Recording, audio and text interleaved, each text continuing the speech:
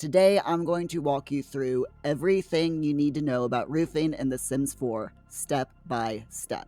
We're going to cover all of the basics, the different controls, what you need to know, and my best tips for roofing a build to make it look good. Now keep in mind, this tutorial will only cover the basics. I'm planning a more advanced tutorial soon, so if that interests you, please subscribe to the channel so you don't miss out. So grab a cuppa, fire up The Sims 4, let's get simming. To get started with roofing, you'll want to head to the roof section, which is here in the UI just by clicking the roof. Now there are a variety of different roofs that you can pick from. Your choice depends on the style of your build and how it connects to the other roofs that you're using. There's no auto roof feature in The Sims 4, unfortunately, so you're gonna have to create custom shapes with the different roof pieces that are at your disposal and figure out how to arrange everything yourself. So let's go over all the different types of roofs available in the game. The gabled roof is your typical triangular shaped roof. Then we have the hipped roof, which is basically like a pyramid shape. Half-gabled roof is literally just one side of your gabled roof. Then we've got the half-hipped roof, which is a hipped roof that has a flat side here. Then we have your more odd-shaped roofs. We have the hexagonal roof, which is a roof with 6 sides. The octagonal roof, which is a roof that has 8 sides. And your pentagonal roof, which has 5 sides. There's also a circular roof, which is very similar to the hexagonal roof, but completely round. Personally, I think that your hexagonal and octagonal roofs look a little bit better and more realistic than the circular one. Let me put them side by side here so that you can see how they look. Ultimately, it is up to you to decide which roof or roof pieces look best in your build. The build that you see here is completely done on the normal horizontal grid. However, you can have diagonal rooms, which means we also have diagonal roofs. So let's go through them very quickly. First, there is the diagonal gabled roof, then the half-gabled diagonal roof, the half-hipped roof that is on the diagonal, and finally the diagonal hipped roof. These are all of the roof pieces that you have to work with, and they're what we're going to use to roof our build today. Now, I'm going to explain all of the roof controls, and then we're going to put a roof on this build. If you click on a roof and place it down, you'll see that the piece doesn't fit on this space.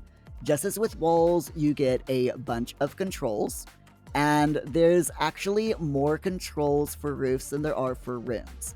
Now, these bigger arrows allow you to make the roof bigger or smaller. These allow you to rotate your roof. You can also use the comma and period key or the greater than, less than keys on your keyboard to rotate your roof. These arrows here make your roof wider. This one you can drag out as well to make your roof longer. If you notice, by dragging it out, this roof piece here has become quite tall.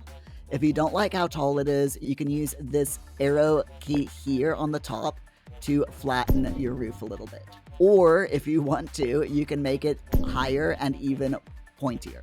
So with these controls here, you can move the roof, and you can also copy it and use the copy and place that down wherever you want. Now, if these controls look familiar, they are. They're pretty much exactly the same as your room controls. While you're changing the height of the roof, you might notice that it goes in little steps. If you hold Alt on your keyboard while changing the roof, then that little jitter steppiness, it's gone, and you can raise and lower the roof a lot more smoothly. Now, this is super useful if you're trying to connect roof pieces and want to ensure that they connect precisely. Now, beyond these basics, there are more advanced controls that allow you to change the curvature of the roof as well as the overhang. So when you click on a roof piece, you'll see these little dots on either side floating above the roof. It doesn't matter which one you click because the changes are symmetrical. That is, when you change one side, the other side changes as well. With these, you can create a wide variety of different shapes just by pushing and pulling on the round buttons. Feel free to experiment and see what you come up with. So this is pretty cool, but there is a way to get even more control. Keep watching, I'll get to it in a bit, but first I want to show you the arrows on the sides here of the roof piece, and there's also arrows here on the bottom corners. If you click on one of these arrows on the bottom corners and start dragging it in or out, you'll see that the overhang automatically adjusts on both sides. But maybe you only want the overhang on one side. By holding the shift key, you can do this. So you can have a roof with one side having an overhang and the other side without, or maybe one side that has a small overhang while the other one has a larger one. You can also click on the arrows here on the ends to do the overhang as well. It is symmetrical, so you can pull it out to have a big overhang on the ends or no overhang at all, or you can hit the shift key to do just one side. Now for that promised extra curvature control. Make sure that your roof is selected, then press Shift plus C on your keyboard. And you'll see that now where you had 2 dots, you now have 6. That is 3 on each side. The dot on top controls the curvature of the top part of the roof. The second dot controls the curvature of the middle part of the roof. The bottom one takes care of the overhang. So if we have a large overhang and you use these bottom dots, you'll see that you can make the overhangs go up or down. This means that you can have one part curve inwards while the other part curves outwards. This is great for when you want more specific control over your roof and want to create more interesting roof shapes. Now, roof patterns allow you to change your roof's appearance. You can find the roof patterns by clicking here on your UI. There are a bunch to choose from in all different types of textures and materials. The more DLC that you have in The Sims 4, the more roof textures that you will have to choose from. But the base game has a pretty good selection. My biggest tip here is never to keep the default texture and color. It's okay if you want the default texture, but at the very least change the color. The main reason for this is because a lot of people see that default texture here and think, oh, that person forgot to change the texture of the roof. Just change it to a different color or texture so as to not give others that impression. It will give your build a more finished look, trust me.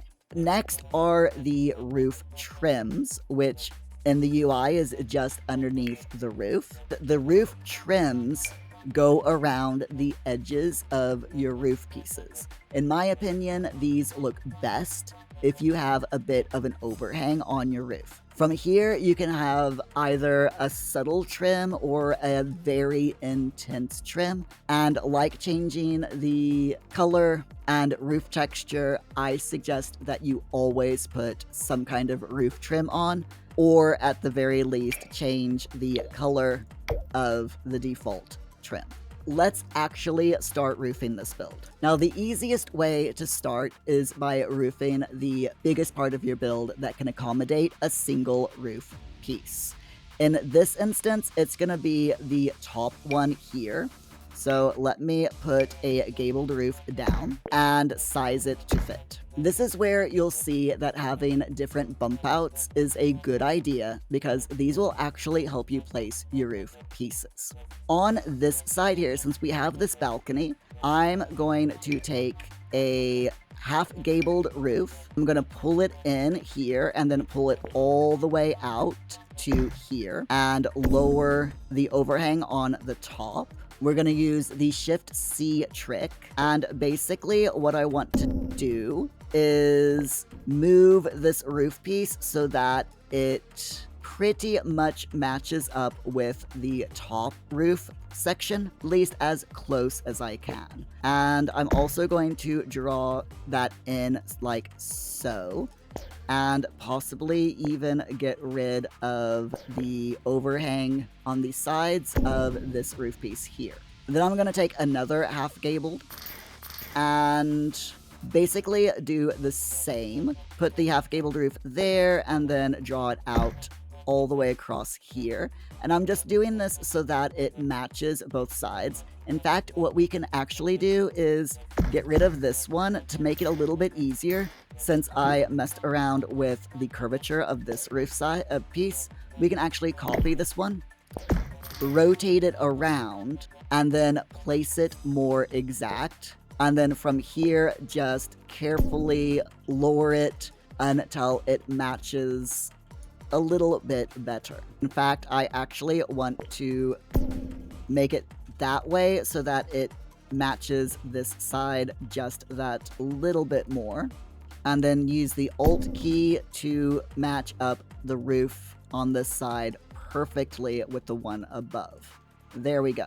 Next, we're going to roof the sides here, and this is going to get a little bit difficult. I'm going to use the hipped roof and place it here on the side, pull it all the way back and all the way over, and then lower it down to there, and I think that works pretty well. Then we'll put the eaves over it like so. I am worried about it going there, so we might drop it in a little bit more and bring out the eaves so that it matches up with the balcony perfectly. And I don't like how it matches up, or how the seam is here.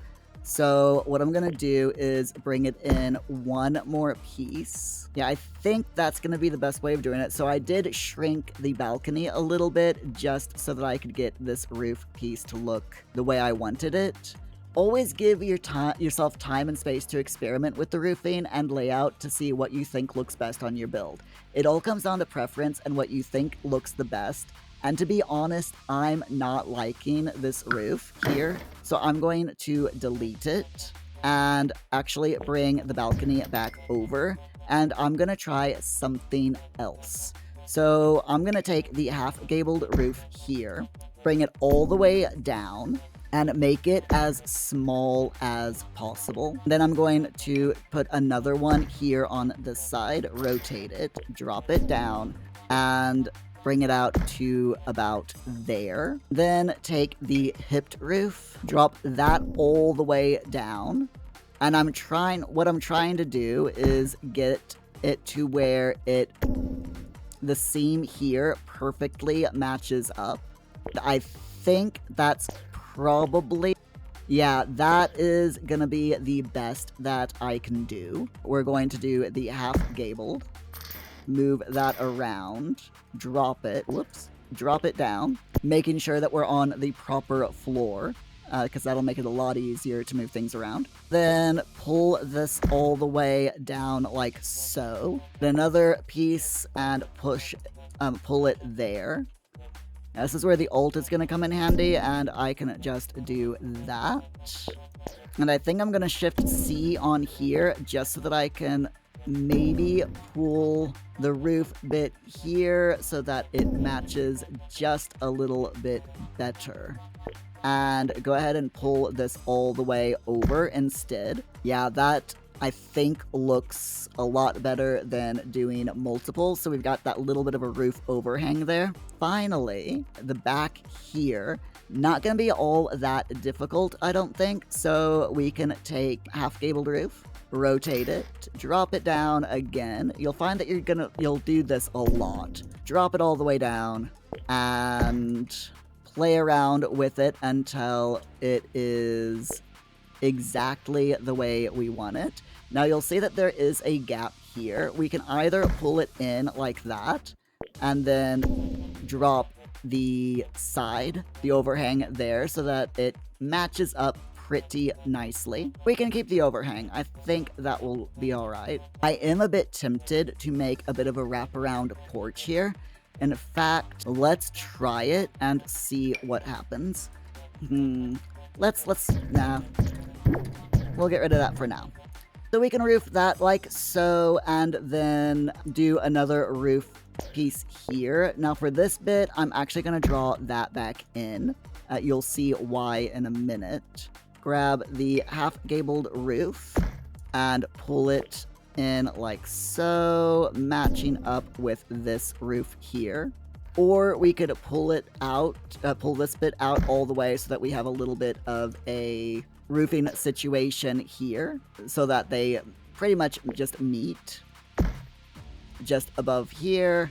And then I'll take the, where is it? The hipped roof and put it here in the corner, drop it all the way down, bring out the eaves and embiggen it so that all of the seams here match as best as I can get it to do.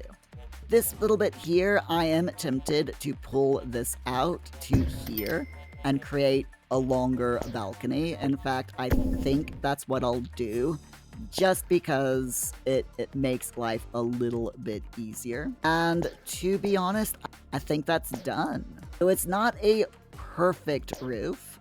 If I really wanted to change a few things, then what I might do is change things just a little bit to like make this weird angle here a little bit more natural, less of a huge angle and a bit more of a natural curve to the roof there. But overall, it's not bad, and I do rather like it. Pull that in there just so the roof isn't clipping through the balcony, and there we have it. So personally, I always make sure that I take my time when doing roofs, and if I need to completely delete the roof and start over, then so be it. It is annoying, but it's not the end of the world, and just remember, the more you do this, the more you'll learn and the better you'll get. Now, using real-life floor plans also help out a lot. One of my favorite websites to go to when I'm completely stuck is floorplans.com. You can search for pretty much any style of house that you want on here. They've got quite a few different ones, from A-frames all the way to ranch house, 1 bedroom all the way up to 5 bedroom. They even have outbuildings such as sheds and pool houses and other things that you can take a look at to base your build on, basically. Real life floor plans will help you create a floor plan and a roof that looks a lot better. Eventually, you will get to where you can make your own floor plans, but using the pre-made ones are a great way to start. So my friends, if you have found this video helpful, please click the like button, as it really helps this video get to more people. Special shout out, as always, to my channel members whose support helps me to make videos like this. Click the plus next to the subscribe button, then click the join button to join the ranks. If you're having problems with your floor plan, watch this video to get some help with that.